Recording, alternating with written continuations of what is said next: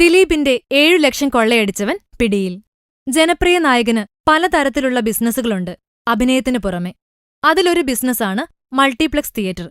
ചാലക്കുടിയിലെ താരത്തിന്റെ ഡി സിനിമാസിൽ നിന്നാണ് ത്രിപുര സ്വദേശിയും തിയേറ്റർ ക്ലീനിംഗ് ജോലിക്കാരനുമായ മിത്തൽ സഹാജിയ ഓഗസ്റ്റ് 28 മൊത്തം കളക്ഷനായ 7 ലക്ഷം രൂപയും കൊള്ളയടിച്ച് കടന്നുകളഞ്ഞത്. ഒരു സ്വകാര്യ തൊഴിൽ റിക്രൂട്ടിംഗ് ഏജൻസിയാണ് ദിലീപിന് തന്റെ ഡി സിനിമാസിലേക്ക് ക്ലീനിംഗ് ജോലിക്കായി മിത്തൽ സഹാജിയെ നൽകുന്നത്. തന്റെ കാമുകിയെ സ്വന്തമാക്കാനാണ് 28-ാം തീയതിയിലെ സെക്കൻഡ് ഷോ കഴിഞ്ഞതിനുശേഷം തിയേറ്ററിലെത്തി പൂട്ട് കുത്തിത്തുറന്ന് 7 ലക്ഷം കവർന്നത്.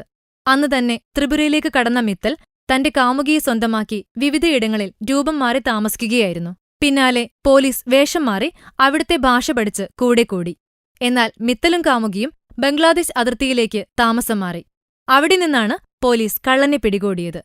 ചാലക്കുടി തിയേറ്ററിൽ തെളിവെടുപ്പിനായി കൊണ്ടുവന്നപ്പോൾ ദിലീപും എത്തിയിരുന്നു തന്റെ 7 ലക്ഷം അടിച്ചുമാറ്റിയ വിരുദ്ധനെ കാണാൻ. Film coat.